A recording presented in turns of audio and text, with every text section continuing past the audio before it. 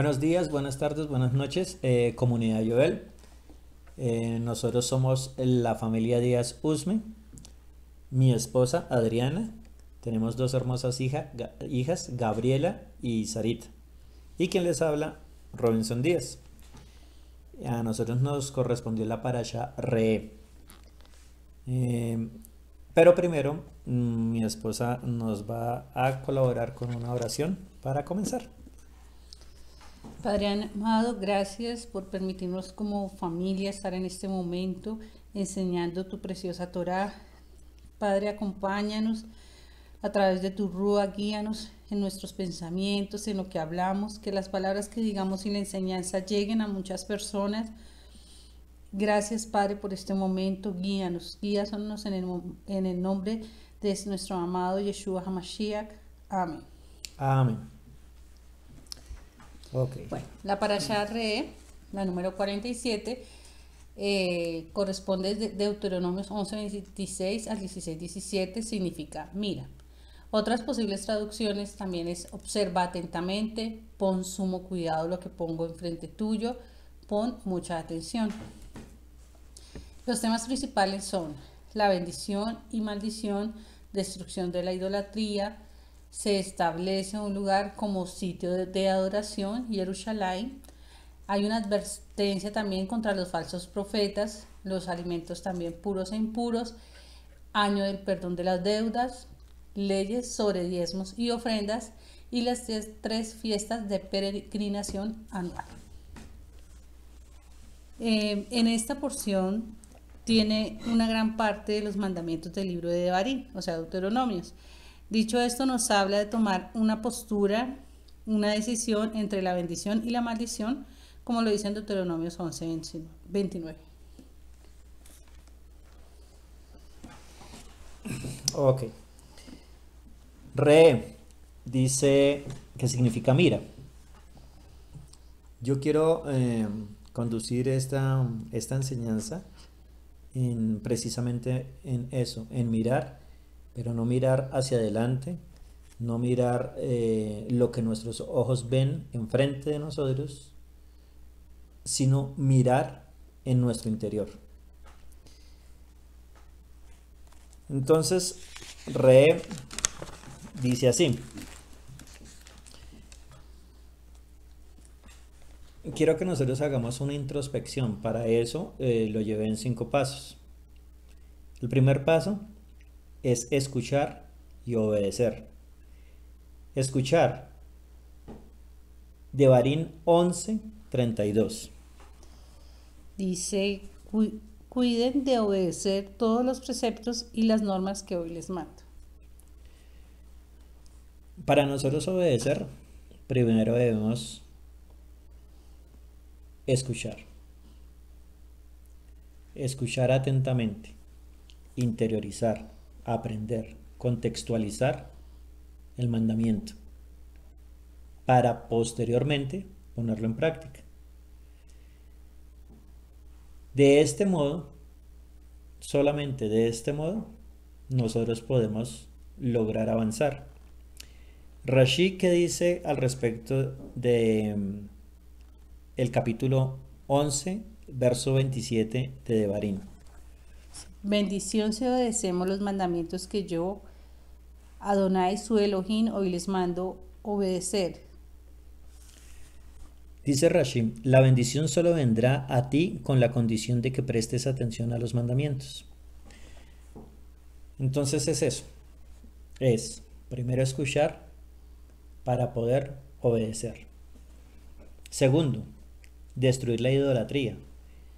En el capítulo 12, del 2 al 3, nos dice: destruirán completamente todos los lugares donde adoran a sus dioses, las naciones que ustedes van a destruir, es decir, las montañas en la colina y debajo de todo árbol frondoso. Demolerán sus altares, harán pedazos sus piedras sagradas, les prenderán fuego a sus imágenes de la diosa Acera, derribarán sus ídolos y borrarán de esos lugares los nombres de su Elohim. Ok, entonces estamos mirando a dónde, dentro de nosotros, dentro de nuestro corazón. ¿Qué hay dentro de nuestro corazón que está ocupando un lugar que debería ser del Eterno? que hay todavía en nosotros algún vestigio de idolatría. Entonces, es algo muy importante, porque la ordenanza es destruir, ni siquiera mencionar sus nombres de esos ídolos. Entonces, el común, nosotros en el imaginario, cuando hablamos de idolatría, entonces estamos pensando en un falso Dios. Pero hay otras cosas que también pueden lograr ser idolatría, como por ejemplo la televisión, que nos roba tiempo, eh, las redes sociales, poner nuestros ojos donde no deberían, el dinero, cosas que a veces nosotros las minimizamos y decimos, no, eso no es idolatría, eso es un pasatiempo, eso es algo muy pequeño. Pero resulta y sucede que si nosotros prestamos atención y miramos bien en detalle, de pronto descubrimos que esas pequeñas cosas están causando un gran daño en nuestra personalidad delante del Eterno. Lo tercero, ir a buscar al Señor en el lugar que Él elija. En el capítulo 12, verso 4, dice: No harán lo mismo con Adonai, perdón, su Elohim, sino que irán y lo buscarán en el lugar donde de entre todas las tribus ustedes le decían habitar. Está muy ligado con lo que estábamos hablando anteriormente, porque nos dice que no haremos lo mismo con el Eterno como hacíamos con los ídolos. ¿Qué quiere decir eso? Que de la misma forma que nosotros honrábamos a esos ídolos, no podemos honrar al Eterno, sino que el Señor escogerá a dónde. Perdón. Y en ese momento es donde pienso yo que donde eligió en este momento el Señor establecerse para que nosotros lo honremos. Y pienso que en primer lugar donde Él estableció es en mi corazón, en nuestro corazón. El corazón, dice la Escritura que del corazón emana la vida. Si esto es así, entonces el Señor debe estar en nuestro corazón. El Señor es el que debe ocupar ese espacio. Cuarto, alegrarnos en la presencia del Señor junto con nuestros hijos e hijas, aún con nuestros esclavos. Esto no es nada menos y nada más que celebrar fiestas en comunidad, con nuestra familia, con nuestros hermanos comunitarios y aún con nuestros siervos. Las personas que en la actualidad contamos con personas que nos colaboran, también debemos hacerles partícipes de eso. ¿Con qué? Con nuestros hechos, con nuestra forma de ser, con nuestra honestidad, con nuestra sinceridad, con nuestro correcto proceder delante de ellos. Solo así podemos entrar correctamente y en una actitud, por no decirlo de otra forma, una actitud correcta delante del Eterno a sus fiestas. No puede ser que nosotros ingresemos a las fiestas cuando nos dice que tenemos que alegrarnos, cuando tratamos mal a nuestros empleados, cuando no somos honestos con ellos, cuando no hacemos lo que el Señor hace con nosotros, y es tener misericordia, tener amor y de nuestra parte ser agradecidos con ellos porque están sirviéndonos. Y lo quinto, la dieta kosher. Esto nos lo dice en Deuteronomio capítulo 14, verso 3 al 21. 14. Verso 3. Sí, todo el capítulo 14. Casi todo el capítulo 14 nos habla sobre los animales que podemos comer y los que no podemos comer. Porque esto es importante en este mirar hacia adentro. Perdón. Porque cuando tú tienes el control de decidir qué te comes, puedes ser selectivo en lo que te comes, tú estás teniendo dominio y control sobre tu cuerpo. No son tus emociones, ni tus gustos, ni tus deseos los que te gobiernan, sino que eres tú quien gobiernas. Eres tú quien direccionas, eres tú quien tomas las decisiones. Entonces, de esta forma, en estos 5 pasos, yo encuentro que nosotros podemos comenzar a hacer una introspección en qué estado estamos nosotros. Así como de la misma forma que el pueblo de Israel tuvo que vivir ese proceso de ser sacados de Egipto, pasar por medio de las aguas, por el mar, ser introducidos en el desierto. Y en ese momento es donde a ellos les aviva otra vez esa vieja manera de vivir, esos antiguos hábitos. El Señor comienza a darles una instrucción y los lleva a un lugar donde les entrega la Torá. Y es en ese momento, cuando ellos reciben la Torá, que ellos comienzan a desaprender las malas costumbres y a aprender unas nuevas costumbres con dirección, con entendimiento. Eso da una responsabilidad y es lo mismo que nos pasa a nosotros. Nosotros venimos de contextos diferentes, cada uno de nosotros, donde tenemos malos hábitos. El Señor nos enseña su Torá, como lo dice en el primer punto: escuchar y obedecer. Escuchamos los mandamientos. Cada Shabbat que estamos en la comunidad, el pastor nos guía. Y un año después, cuando ya se ha acabado el ciclo, volvemos a escuchar la misma parashá y encontramos otro tópico. Y así en cada una de las parashá. De esta forma nosotros vamos creciendo. Cuando estamos en nuestros hogares estudiando una parashá, una porción, encontramos otro tópico. El Señor nos está hablando. Yo soy un fiel convencido que el Señor nos habla desde la posición y el entendimiento que nosotros tenemos en el momento. Quiero decir que cuando el Señor le habla a un médico, le habla en sus términos. Cuando le habla a un abogado, le habla en sus términos. Asimismo, me pasa a mí. Nosotros tenemos una panadería y yo hago pan. Y el Señor me habla, por eso quiero hacer en este momento un símil. Y para eso quiero que vayamos a Devarim 16, verso 8. Dice: durante 6 días comerás pan sin levadura, y el 7º día convocarás una asamblea solemne para Adonai tu Elohim. Ese día no trabajarás. Perfecto, y el símil que quiero hacer es el siguiente. La escritura en este texto nos dice que durante 6 días comerás pan sin levadura. Si transferimos esos 6 días a toda una vida de un ser humano, le está diciendo al ser humano que durante toda su vida no debe consumir pecado, teniendo en cuenta que la levadura simboliza el pecado.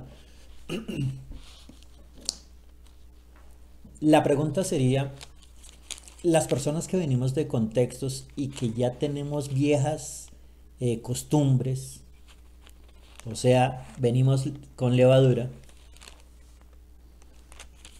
¿qué nos puede restaurar a un producto sin levadura? Y es ahí donde encuentro esta otra palabra que está en Mateo 5:13.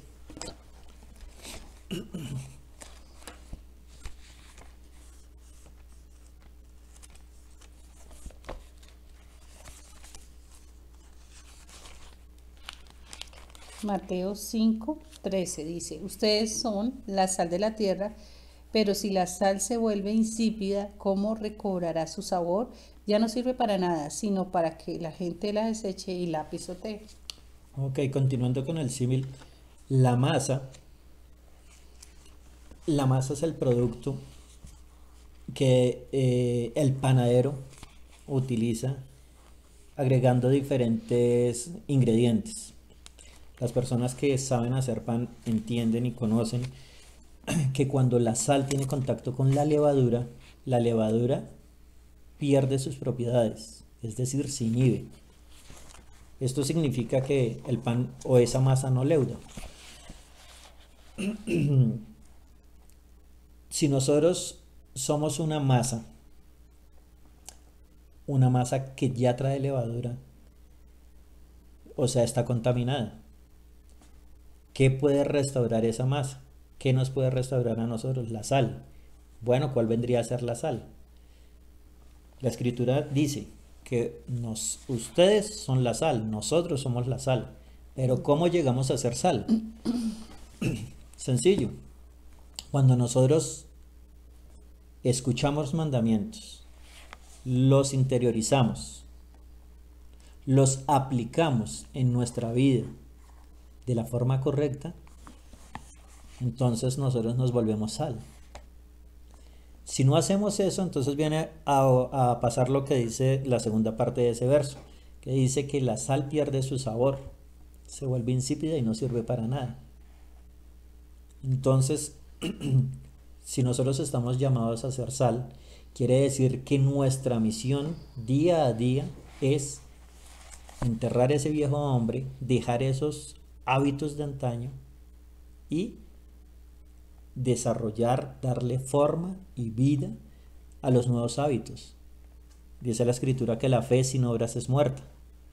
Entonces tenemos que darle forma, tenemos que darle pies, tenemos que darle manos y poner esos mandamientos a funcionar, a trabajar en nuestra vida. Pero no es un trato como sencillamente decirle al Señor, Señor, cumplo mandamientos y tú me bendices. No, es más bien, voy a cumplir mandamientos primero por amor. Segundo, porque trabajo con Kavaná, con conocimiento, con estudio, para interiorizar cada uno de los mandamientos, ponerlos por obra. Por gratitud, porque el Señor nos restauró, porque el Señor nos rescató, porque el Señor nos restituyó y nos redimió. Nos hizo hijos de Él. Entonces, todas estas circunstancias nos llevan a cumplir mandamientos por amor. Continuamos con el ejemplo de la masa. A la masa se le agrega la sal, pierde el efecto de la levadura, pero esta masa ahí no termina su propósito. Tiene que tener un tiempo, tiene que tener un periodo de horneo. Este horneo es por el fuego. Entonces es ahí también donde aparece este otro texto que está en Zacarías 13:9. Dice, pero a esa parte restante las pasaré por el fuego, la refinaré como se refina la plata, los probaré como se prueba el oro. Entonces ellos me invocarán y yo les responderé. Y yo diré, ellos son mi pueblo, y ellos me dirán, Adonai es nuestro Elohim. Ok, entonces, para que llegue a ser un pan, para que llegue a ser un producto terminado, tiene que ser pasado por el fuego. Es lo que nos pasa a nosotros cuando decimos que estamos en una prueba, que estamos en una dificultad. ¿Quién de nosotros no se ha centrado en el problema y se ha quedado ahí? Cuando lo que nosotros debemos entender cuando estamos en medio de la prueba es que el Señor está probando nuestro corazón a ver cómo reaccionamos, cuál es nuestra reacción primaria. Y la reacción primaria de nosotros debería ser confiar en el Señor, creerle al Señor, que Él es el que nos bendice, que Él es el que nos guarda, que Él es el que nos sustenta. Y realmente cuando dice la escritura y hace el símil que nos pasará por el fuego, es real, porque hay problemas de problemas. No es lo mismo cuando tienes un problema económico a cuando estás en riesgo de muerte, por ejemplo. Entonces, ¿quién es el que nos fortalece en esos momentos? Nos fortalece el Eterno. Y el Eterno tiene diferentes medios para fortalecernos. La llamada de un amigo, la palabra a tiempo. Cuando una persona nos da una palabra que nos levanta el ánimo, una palabra que nos hace volver en nuestros cabales y entender que el Eterno está mediando y tiene control de todas las situaciones. Entonces, todo esto sucede cuando nosotros vamos avanzando día tras día y cada día somos mejores de lo que fuimos el día anterior. Esa es la conclusión Este que, texto, que les podría dar sobre este símil. para animarnos, dice Primera de Pedro 4, 12 al 13. Queridos hermanos, no se extrañen del fuego de la prueba que están soportando, como si fuera algo insólito. Al contrario, alégrense de tener parte en este sufrimiento de Mashiach, para que también sea inmensa su alegría cuando se revele la gloria de Mashiach. Amén. Bueno, yo quisiera dejarles dos preguntas, que es para que ustedes mediten, igual nosotros. Y la primera sería, ¿cuál es la levadura que no te permite avanzar? Y la siguiente sería, ¿qué te impide tomar una decisión? Recordemos que estamos haciendo una introspección, estamos mirando dentro de nosotros y todo este proceso es un proceso para mejorar, para ser mejores delante de Hashem. Antes de despedirnos, entonces queremos compartir con ustedes un testimonio que es familiar y mi esposa nos lo cuenta. Bueno, este testimonio se retoma desde el momento que nosotros fuimos novios. Nosotros nos conocimos en otro contexto, diferente al mesianismo, pero cada uno veníamos y buscábamos de una forma diferente a Dios. Pero no teníamos una dirección, sino que pues actuábamos por emociones, no conocíamos nada del judaísmo, luego nos casamos, tuvimos a nuestra hija mayor Gabriela, y decidimos parar. Decidimos parar en ese momento porque sabíamos que algo no estaba funcionando bien. Donde estábamos no nos sentíamos que lo estuviéramos haciendo como de acuerdo a la palabra, porque leíamos la palabra, la revisábamos y comparábamos y algo no estaba bien. Entonces decidimos un stop. En ese momento, mi esposo conoció del mesianismo, después me invitó a mí. Cuando yo llegué a este lugar, fue totalmente diferente. Me encontré yo que habían personas con unas mantas que después supimos que eran talits. Con una esquipa. Entonces todo era muy diferente. No era como antes que nos sentábamos en las primeras sillas, al contrario. Fue en la última silla que me senté y yo decía, ve, ya no me tocan el hombro, no hubo nada de esto, al contrario había un ritual, porque llegamos en la mañana y todo era muy organizado, o sea, no eran emociones y yo decía, pero ¿qué es esto? Ahora sí, pues mi esposo se enloqueció. Entonces, pero pues hice lo que el Ruach me envió y entonces dije yo, no, vamos a orar, si esto es del Eterno, el Eterno será el que nos guíe. En ese momento, en ese susto que yo tenía, yo me hice en esa banca y dije, bueno, Padre, este es el lugar que tienes para mí, permíteme sentir. Y su Ruach me dijo, bueno, si tú quieres agradarle a los hombres, este no es el lugar. Pero si tú quieres aprender de mí, aprender de mi palabra, aprender Torah, este es el lugar. Pero iba a ser un proceso, porque era un proceso de aprender nuevamente y de desaprender. Entonces era un proceso casi de 6 meses donde realmente como interactuar con la Keilah no fue así, sino fue todo el momento, fue de, bueno, ¿y por qué sacan ese rollo? ¿Por qué sacan esto? Esto sí está en la Biblia, comparemos, miremos. Y viene ahí, mirar. Entonces, en este proceso, nosotros decidimos, oiga, esto está de acuerdo a la palabra. Es más, hay un pueblo que corrobora que esto está bien, y estamos hablando de Jerusalén. Es un pueblo que está edificado sobre la piedra, es de piedra. Y miramos con mi esposo y dijimos, ok, este es el lugar, y pues esta es la bendición que escogimos, y escogimos mirar hacia el monte de la bendición, y hasta el día de hoy ha sido el Eterno, a través de su Ruach, quien nos ha sostenido, nos ha guiado a través de todos pues, los procesos que hemos tenido como pareja, como familia, con nuestras hijas, nuestra economía. Entonces esa es la bendición de creerle a Él, de dejar seguir por Él, de ver la palabra.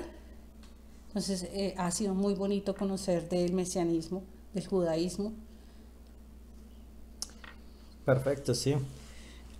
Bueno, muy agradecido con todos ustedes por el tiempo que nos han prestado, su atención, su amor y Shabbat Shalom. Shabbat Shalom.